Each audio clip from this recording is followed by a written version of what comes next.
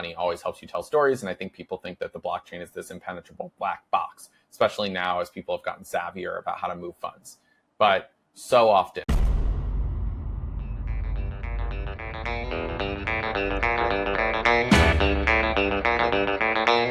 Welcome to Beyond the Beat, a podcast by Chain Story, the agency to elevate your status in crypto. I'm your host, Pedro, and every week I'll be talking to the people in crypto media. We'll be telling their stories, their failures, their lessons, and whatever tips or tricks they've got up their sleeves. And here we go. Welcome in, everybody.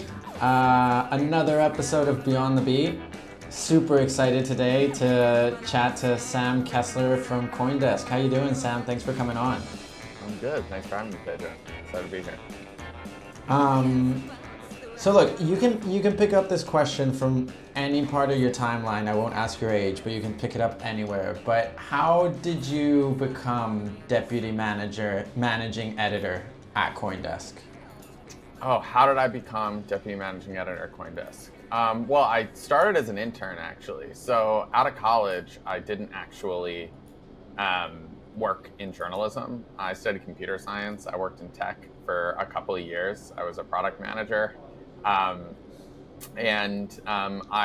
had been really passionate about journalism in college, decided tech might be the more lucrative path, but journalism just kind of still had that draw. And at a certain point, kind of as we were all reassessing our life choices during COVID, I decided it was time to kind of make the leap.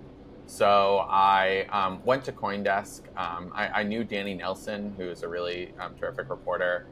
He had kind of told me about what his kind of work life is like, and I was like, this sounds really interesting. And as a person who lived in San Francisco, was in the tech world, I of course knew about crypto, and this is kind of like after DeFi summer, as things are really starting to pop off. I have some friends who are really deep in the space.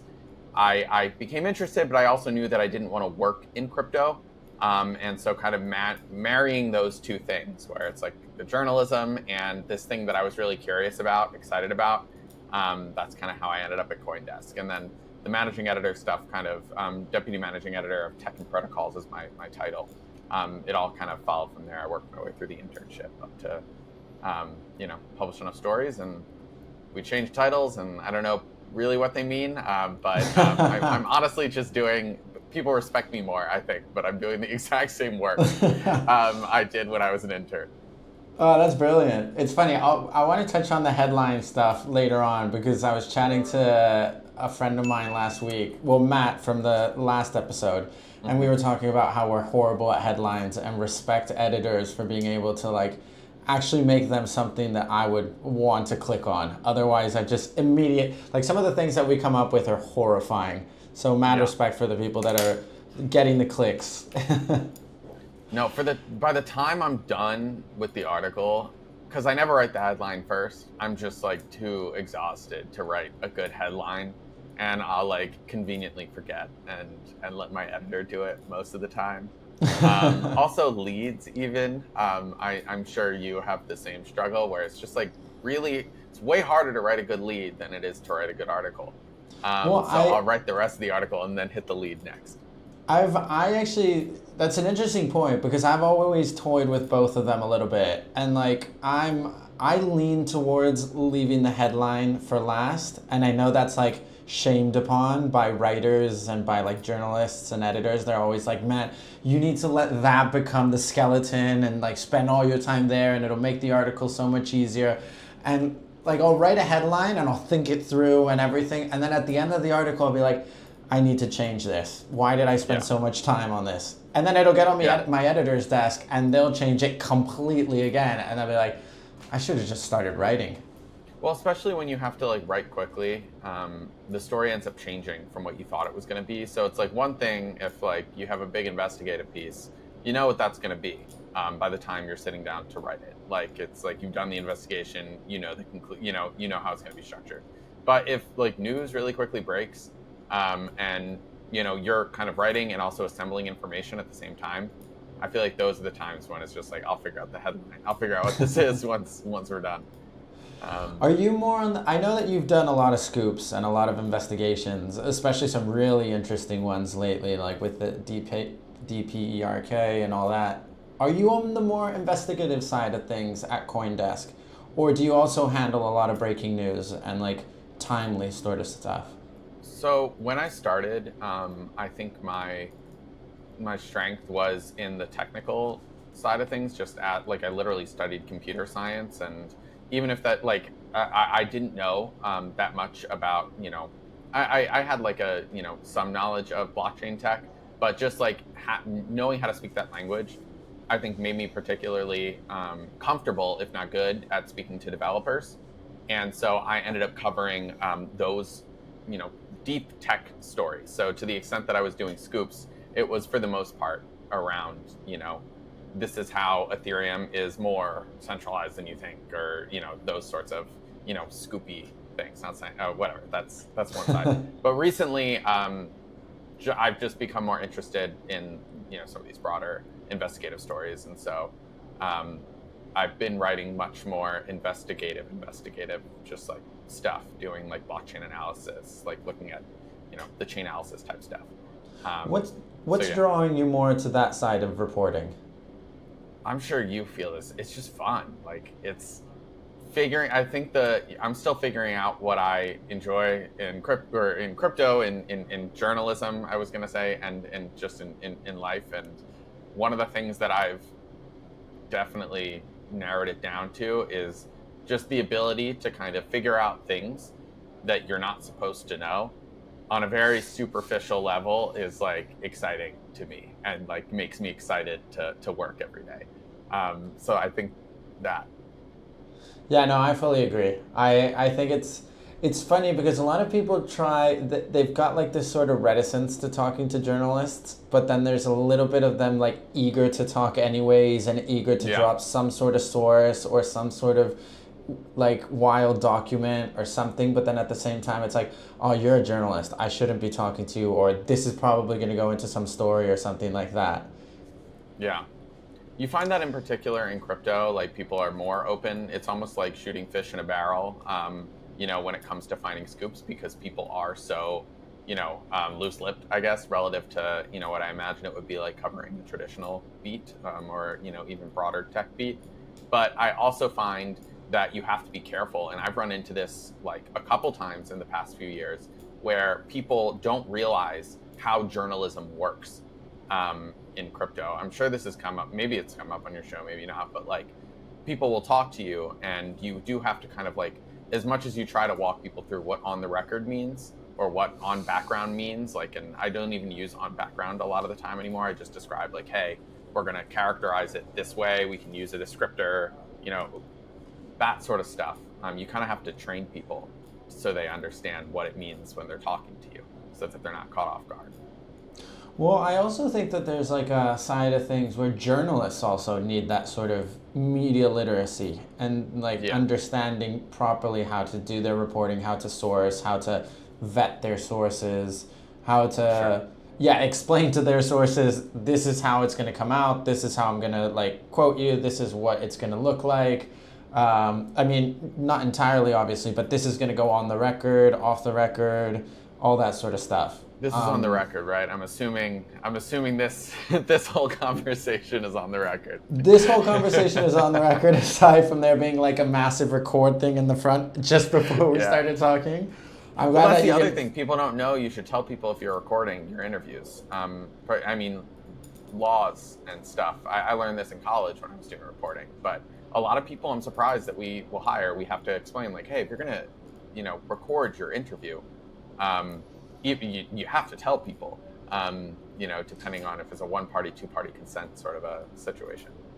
Well, I feel like I've spoken to a few people that I know that sometimes they're a bit like, and I'm not going to drop any names, of course, but they're like, oh, sometimes I feel like people won't talk to me if I tell them that it's on the record or something. And I'm like, yeah, but where's the ethics of like... That's kind of the whole idea, right? Yeah. Exactly. You should tell them.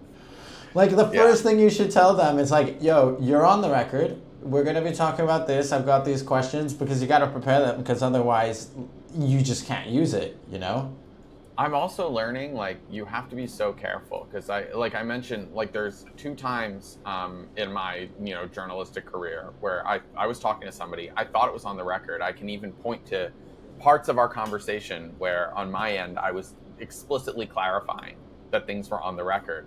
And for whatever reason, we talked past one another, and it was a surprise to the individual. Even on a recent story, at the beginning of a call, I was like, we're going to use your name, so, and I have it recorded, but still this person was surprised because earlier on in the conversation, they had said, hey, I don't want to be attributed. And then we talked. I don't know if they changed their mind. Maybe it was something like that as well. And I don't know what was genuine there, but, you don't want to, especially if people are doing you the favor of talking to you, you never want to, like, quote somebody, like, next to misquoting, you certainly don't want to quote somebody who doesn't want to be quoted. Yeah, no, I totally agree. But yeah, it's bizarre that it happens. Do you think it happens? I mean, I suppose you got into journalism in crypto, so you don't have the experience of the media industry outside crypto. But A little bit. Yeah, because in college I did internships and stuff. Oh yeah, because you worked for a little bit, or you did some internship at CNN, right? Yeah. So that was like political journalism, and in college, all the stuff I did was political journalism. How did you like that? What was it like working at CNN? I Even loved if it was as an actually intern. great. It was awesome. Like, I was only an intern, again, and so I was more on the TV side. And the reason why I think I ended up not pursuing journalism was because, for me, it felt a lot more. What I was doing as an intern was a lot more superficial, not what you would have been doing, full time. But I wasn't writing, and I didn't know how much I enjoyed writing, frankly, until I really, really became a journalist in the past few years. But yeah, and also political news has a different feeling where it's a lot more of a rat race than crypto journalism. Like, it's really nice, when we went, I covered the SBF trial, and we still have, conversations and meet up from time to time between other journalists from other news outlets. It feels a lot more collaborative and easygoing because there's so many scoops to be gotten, and it's just so interesting to all of us. Whereas political news, it's just such a meat grinder, it feels like. And what did you, I mean, I'm sure that there were lessons, but did anything stick that you learned while you were at CNN that you carried on through the years and that you continue to either use, or something that you might have seen or done that you thought to yourself, all right, Sam, we can never do that again, or we got to learn from that mistake or something, and left it behind? Yeah. I mean, the things that come to mind are, like, when I was in college, and I was writing my first articles, when I would reach out to somebody for an interview, it was like such a big deal to be interviewing anybody. And, like, I would, prepare my questions over hours, and just, it felt like a really big thing. And as a result, you didn't talk to as many people. You just kind of, I don't know, like, CNN kind of got me more comfortable just, like, being kind of a pest and running up to people with a microphone, which is, I'm at a bit of, like, an in-between now.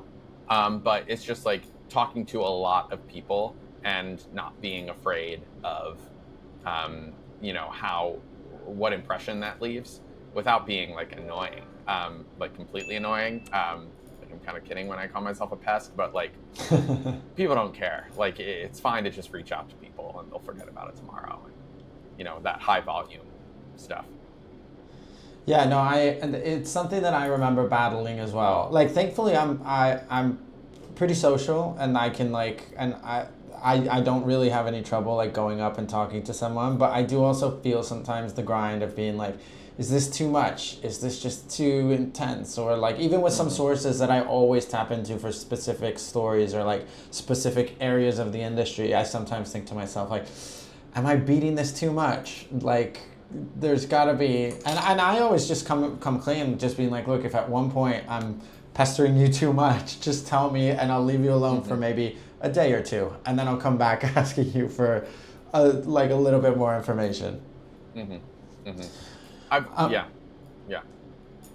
Sorry, I don't know if you were going to jump in there or not, but No, go ahead.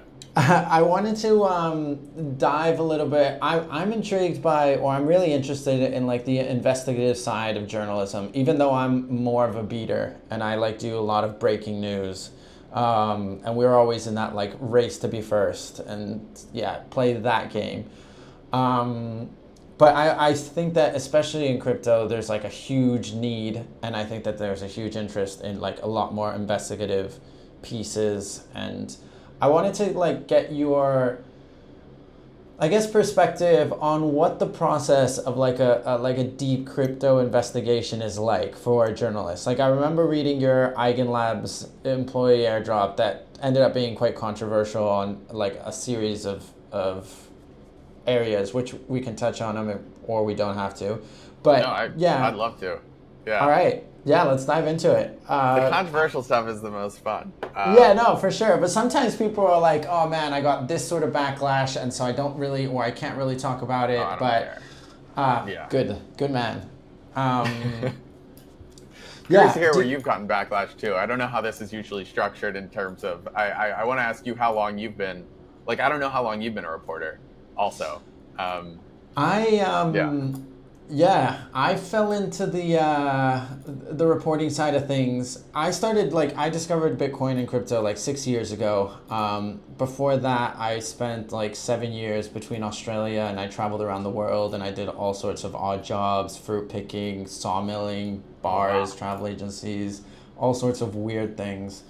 And then on the side, I would do some book translating for like Oxford and Cambridge University Press, things along those lines.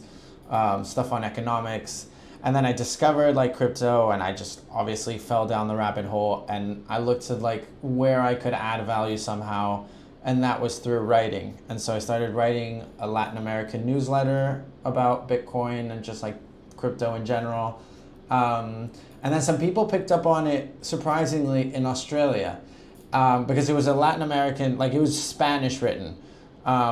And they were like, hey, they reached out and they're like, hey, do you write in English as well? And so, yeah, I write in English as well.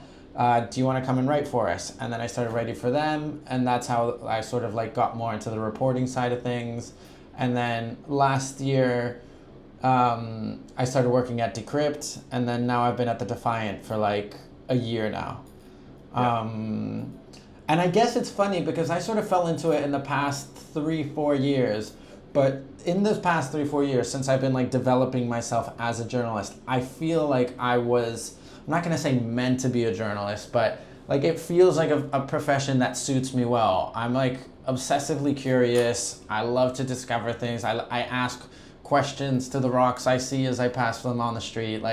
And I love to write. Like one of my big passions is writing. So it just sort of like feels like it feels like the profession I don't know if I should have gotten in before but it feels like some degree of right profession for me. I feel the same way. I mean, like when I was working in tech, I was very kind of disillusioned, and I kind of had convinced myself, I'm sure a lot of people do this, but like I was like, oh, maybe this is just like what working is, where you have to make money and not necessarily do something you're passionate about. And I was also very fortunate to have a good job out of college, like especially during COVID. So you don't want to take things for granted. But it wasn't until I really did in a sense fall into this that all of my kind of preconceived notions about like what working is in life kind of went away. Where I actually do enjoy myself. It is very fortunate, and I am making a living, so it's great. It's funny how, like, because I love my job and I'm very happy and I know that I'm very fortunate, but it's funny how like sometimes you feel privileged and you feel a bit weird being like, I love my job and I have enough to live, and like, but people around you are always like, oh, work sucks and like you should be having to grind it out and all this sort of weird stuff, and it's like, surely it doesn't have to be that way. Well, it's also tough because I felt like I was searching for, it felt, and you felt bad about it too. Like I searching for whatever that passion is, and it's not something that you can, actually discover without doing it. And like, I wouldn't have known. Like, I knew journalism was really cool, but I honestly had a very kind of surface level understanding of what journalism actually was and what it was to be a journalist. And crypto journalism certainly wasn't something that was even on my radar. And if I hadn't just completely fallen into this, I wouldn't have known that it was so well suited to my likes and dislikes and even my skill set, which I wouldn't have expected given my background.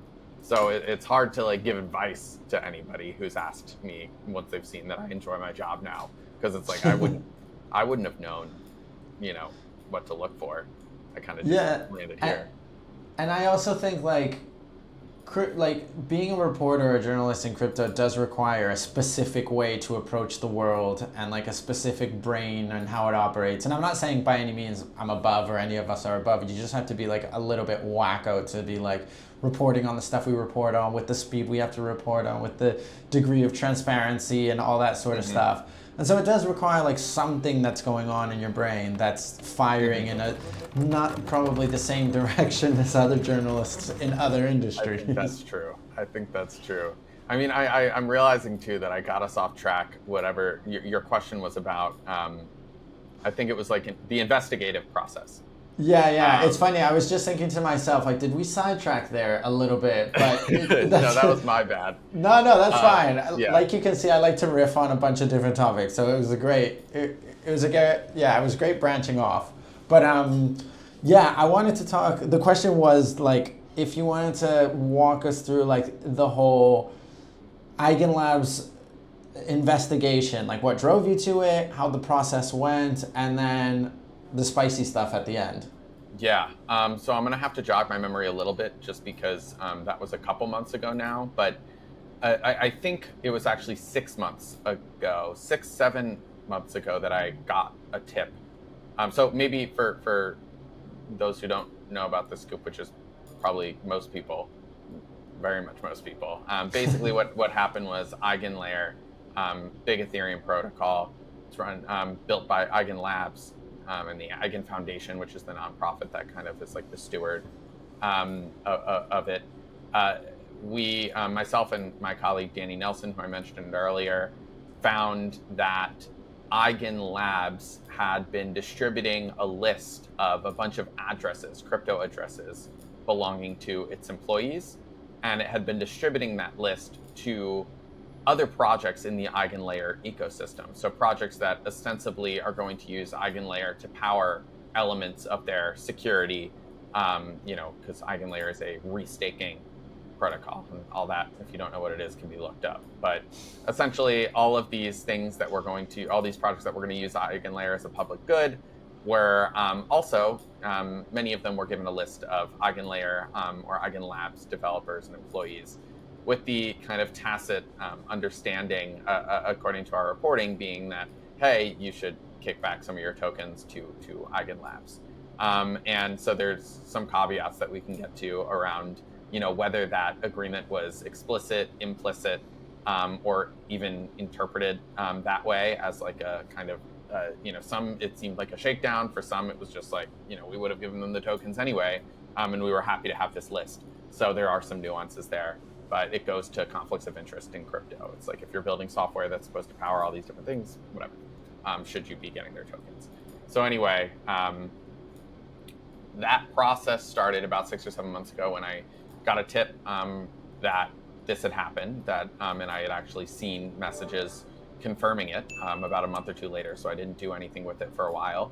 But kind of once I had seen messages of an EigenLabs employee sending around this list, I was like, oh, wow, this is pretty serious, but I don't want to report on this unless I can figure out, A, that it's like really real. Even a text isn't always enough. You really need multiple sources. And B, I wanted to get the full story. Is this a normal thing to do in crypto? Is it a normal thing to kind of ask other projects in your ecosystem to kick back their tokens when they launch them? Or is that a weird thing? So basically that sent me down this very, very long path along with Danny, who ultimately came in and did some really, really great blockchain research. He essentially was the one who found all of the projects that had given their tokens to EigenLayer, at least a set of them. And from there, we were able to be like, hey, why did you give your tokens to EigenLabs? And we ended up talking to a bunch of teams, and some of them told us that they felt pressured. Some said that it wasn't normal. Some said that it was very normal and they didn't feel pressured. And we put that all in the piece, and there was a big backlash. And I'll stop there. But yeah. No, that was a great overview. But now you're gonna have to get straight back into it, because now we want to hear like the controversial side of things. I appreciate you tossing it back at me and being like, all right, I'll take a break for a second. I, as a person who does these interviews most of the time, am very mindful of when somebody can keep going, and I can definitely do that. But if I must, so there, first, I think initially, and this I've found happens a lot of times with investigative pieces, you get a lot of responses like, wow, shocked that this is happening. You get praise from, as a journalist, since this is like a journalist podcast, like that feels relevant. Like people are like, hey, this is, great job digging this up, which isn't what you're like going for as a journalist. But those are the sorts of responses that are coming in. But a couple days later is when the subjects, I guess, have time to, mount their rebuttal to the extent that there needs to be a rebuttal in something like this. And that's certainly what happened here, where EigenLabs, which knew exactly what we were going to report, and that is a practice that I carry till now. I try to be as transparent as possible, short of sending people an article with like, if we're gonna write something that might be unfavorable, from your perspective, I want you to know exactly what it is, so you don't feel like you've been done dirty or something. So EigenLabs knew exactly what to expect, and they responded basically being like, there was no pressure here. And also many other EigenLayer, not many, one in particular, EigenLayer ecosystem project came out and said, hey, you interviewed me and you were clearly looking for dirt, and you didn't put my story in there. But A, this person had asked to be off the record, so I couldn't put their story in there. And B, everything that they told me in this interview was also already in the piece about like other projects that had shared their experience. So I was a little confused and remain confused about why this sort of attack dog thing happened. But there was some of that. So it kicked off a really broad industry conversation, I think, around conflicts of interest. And I think it was covered really well by some of our peers in the, crypto press. Like Blockworks in particular did some really great podcasts on it that went deeper through some aspects than I even could with Danny in our article. But there was also that backlash, which you can expect.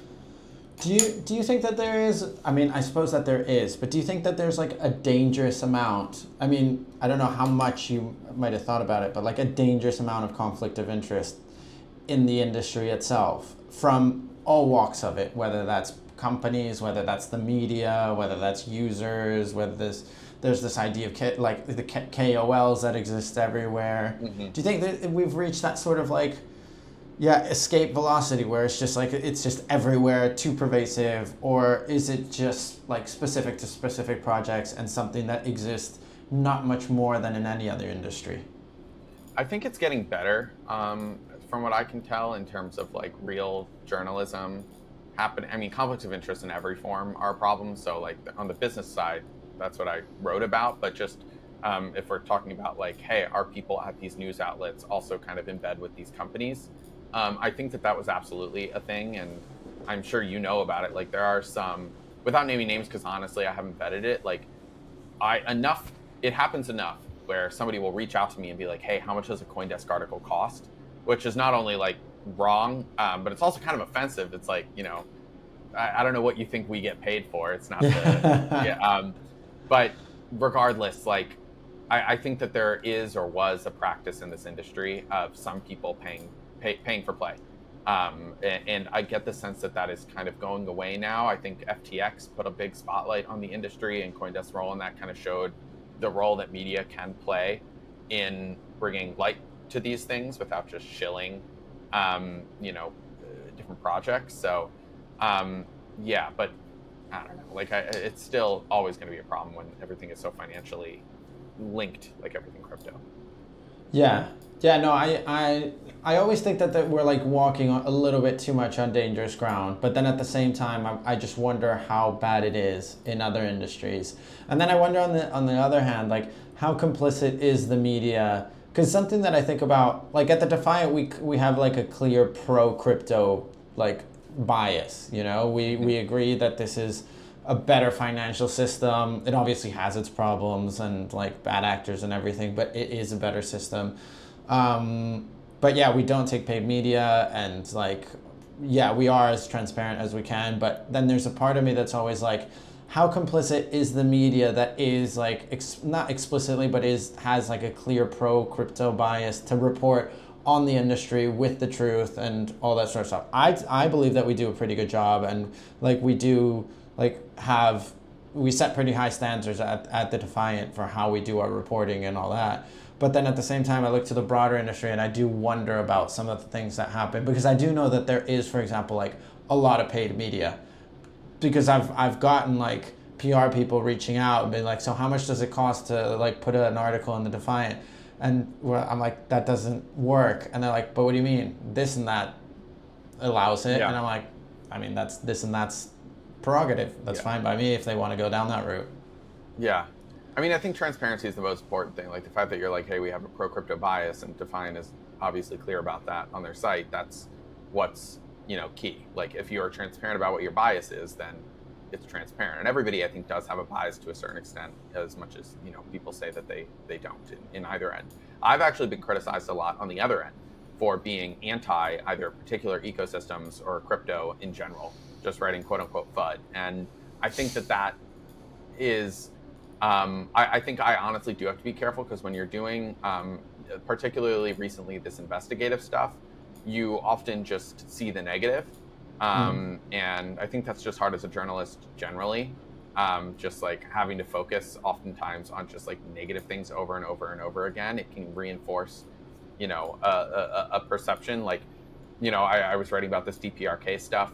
It looks like crypto is overrun by North Korean agents, for example. But like, it's also only the blockchain that allowed me to dig up all of these payment records that, helped illuminate this problem. Same thing with EigenLabs, same in many other cases. So I think you have to be careful on both ends, because the urge for sensationalism can lead you to just writing what crypto, I'm glad people don't say FUD quite as much anymore, because that was so annoying, but what they would call FUD.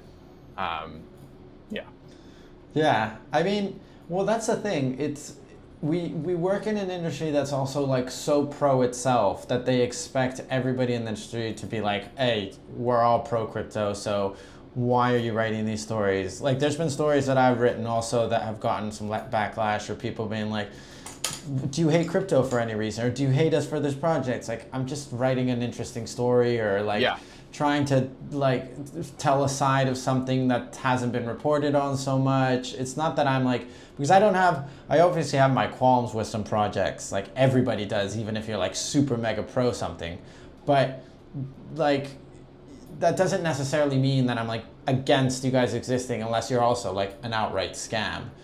I think also I am sometimes like confused how to respond, where people will, thank you for what you do. I mean, we've talked about the criticism, and I get, any journalist gets plenty of criticism, and I get a lot of criticism with, some of these pieces.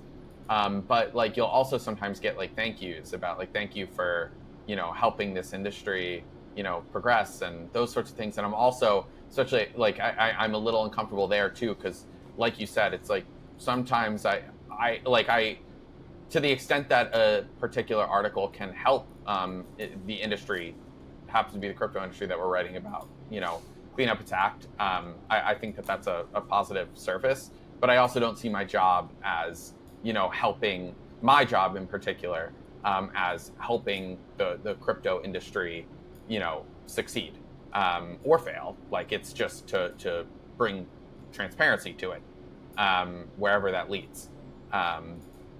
Hopefully in a positive direction generally, but I don't know what that means. Yeah. I mean, I think it is. I mean, I think that's the right way to look at it. Like at the end of the day, the job of a journalist is to reveal the truth in some way. I mean, I know that sounds very like mythical and like lofty and all that sort of stuff, but I usually tend to like think that journalism at the end of the day is just like trying to reveal the stories or what's behind what's happening and just like tell the whole picture to a degree. And so if that honesty or if that revelation or whatever you want to call it is something that either brings down a company because they weren't working ethically or brings up a company because they were, or pushes the direction like the industry backwards or forwards, well, that's just how it has to be, you know? Like we can't just like put our blinders on and be like, for the good of the industry, and just keep on charging forward and leaving all these things that are happening around us left behind.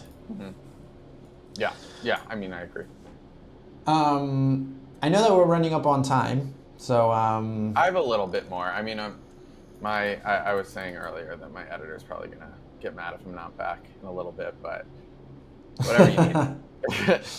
That's fine. We can we'll edit this bit out so that he doesn't know or she doesn't know that you're slyly working beyond it. But what do you think that we're missing in the crypto media industry? Like, what would you like to see more of that right now is lacking, or that exists and that you're just like, oh, I wish I could see more of that?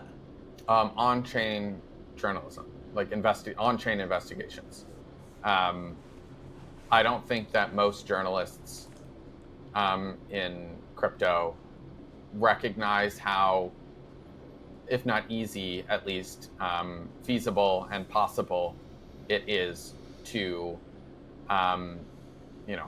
doxing is tough, but like to de-anonymize the blockchain, figure out who owns particular addresses and trace funds, which can help you tell stories. Like following the money always helps you tell stories. And I think people think that the blockchain is this impenetrable black box, especially now as people have gotten savvier about how to move funds.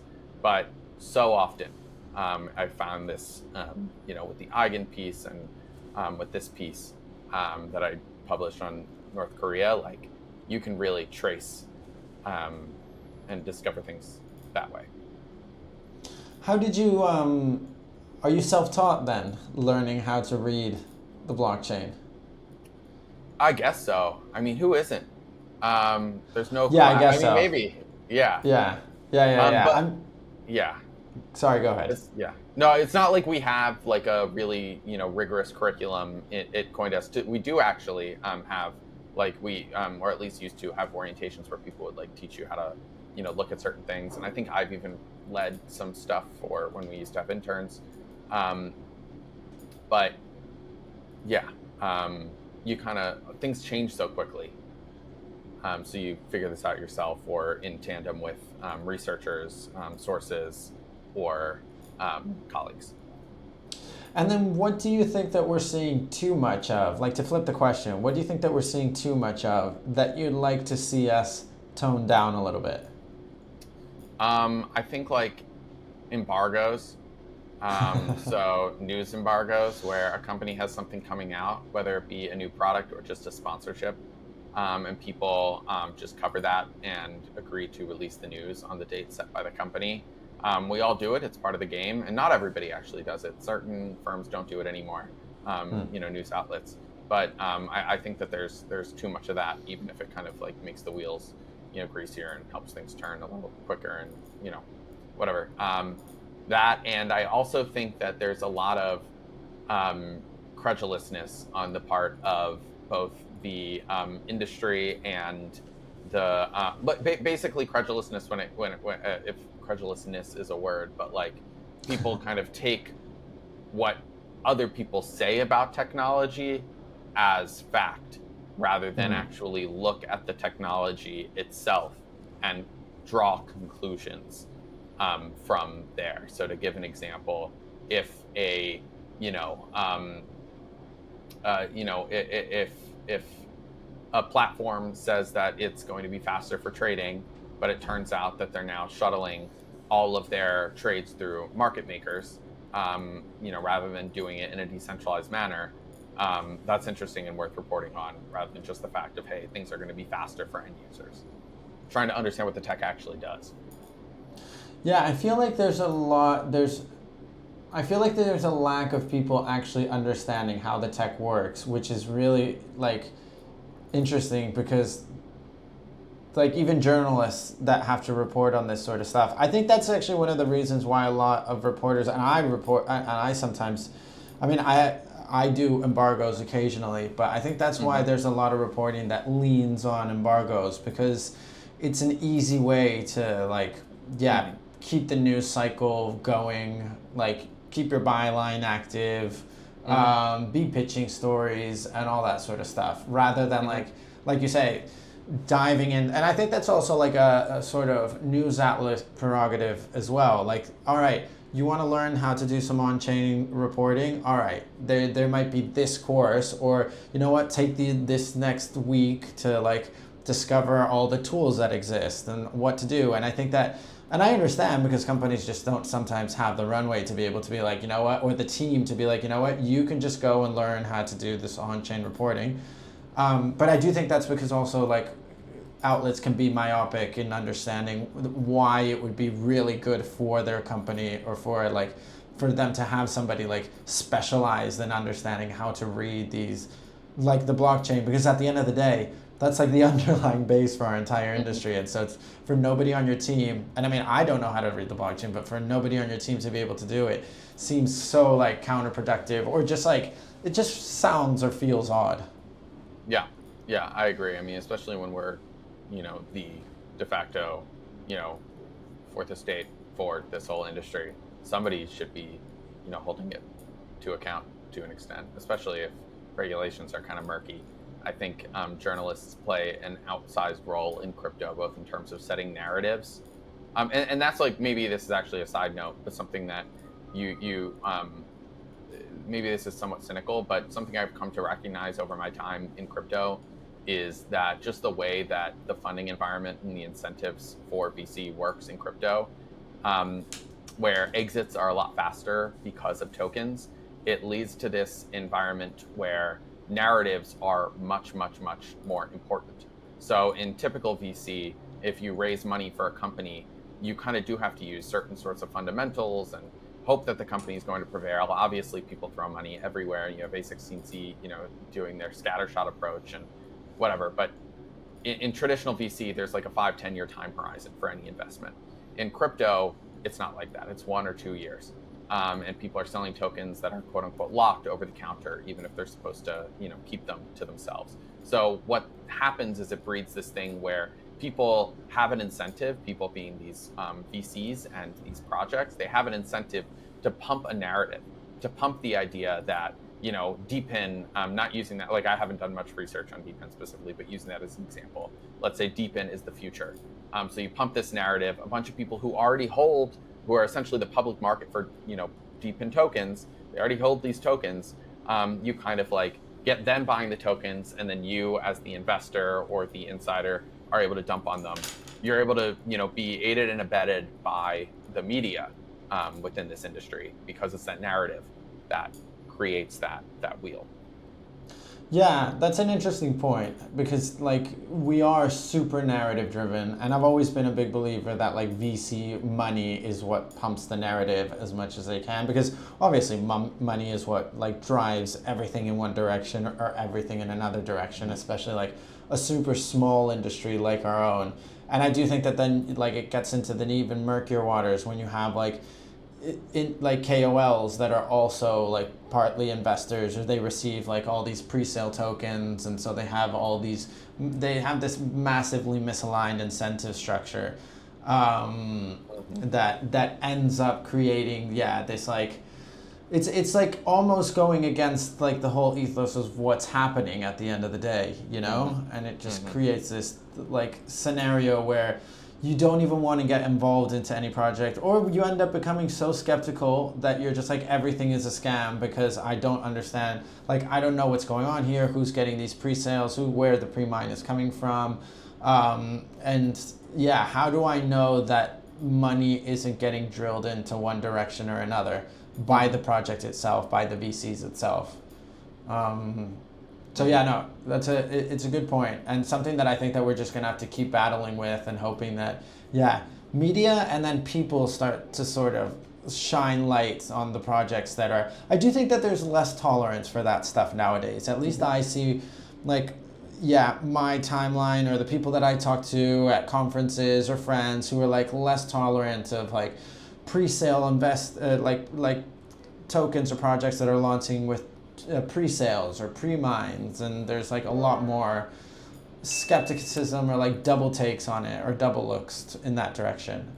Yeah, but then you look at stuff like the Trump crypto project where they are doing a pre-sale, and it does get confusing in terms of where is this industry meme coins and pre-sales still, or is it DeFi? And if it's DeFi, is it VCs who are trading, or is it like actual people? I don't know. I mean, I think Trump falls in a category of its own. I think that the Trump project, it's a good question, but I think that at the end of the day, like, Trump isn't necessarily, or maybe he is in a way, representative of like what the crypto industry has been and continues to be, and we just don't want to look at it, or we shy away from it because it's Trump, and yeah, it's everything that comes with his territory. Mm-hmm. Yeah. But yeah, now I always end these conversations with the same two questions. And I always love to get recommendations on what fellow journalists are reading. And so the two questions are, for one is, what are you reading at the moment, like book-wise? Yeah. And then the other is, what book do you recommend? This can be something that you always recommend. This is a book that you've lately recommended, and this can or can't be within the crypto space. Like, this can be, I had Lee Quinn who recommended a poetry book, for example. So you can take this in any direction you want.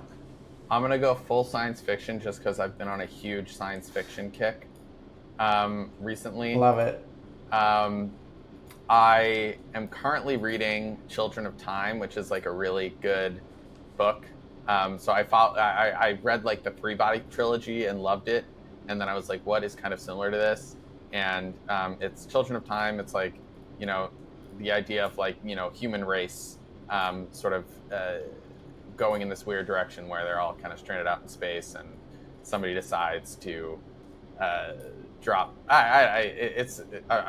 Let's not give spoilers. It's just a really good science fiction book.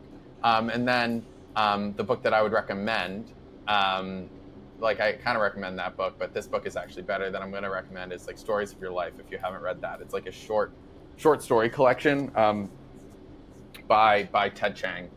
I'm looking at my bookshelf, seeing if I am forgetting anything, but that's a great. Really, it's the guy who wrote the thing that Arrival is based on. It's a short story, and Arrival's a movie, and it's so good. It's like great recommendations. Great for crypto writers, I think. The science. Yeah, no, I'm gonna get into it because I've been reading Dune by Frank Herbert, of course. And I've been like getting into the sci-fi side of things. I'd always like been intrigued by that realm, but I've never like taken a proper dive into it. And now Dune has been fascinating, and I'm always like looking, all right, what other sci-fi is there that I can like eventually sink my teeth into? Stories of Your Life and Three Body Problem. Three Body Problem is like the best series, which is kind of like, I think, a basic take in 2024 because of the Netflix series. Yeah. Which I'm also working my way through now. Yeah, but it's so good. Especially like the third one. It's insane. But like Stories of Your Life, which is also kind of a basic take, I think. But it's great. And brilliant. Yeah. But yeah, Sam, thank you so much for coming on, man. This has been a lot of fun. And yeah, can't wait to chat again. Thanks so much for having me. See you, Pedro.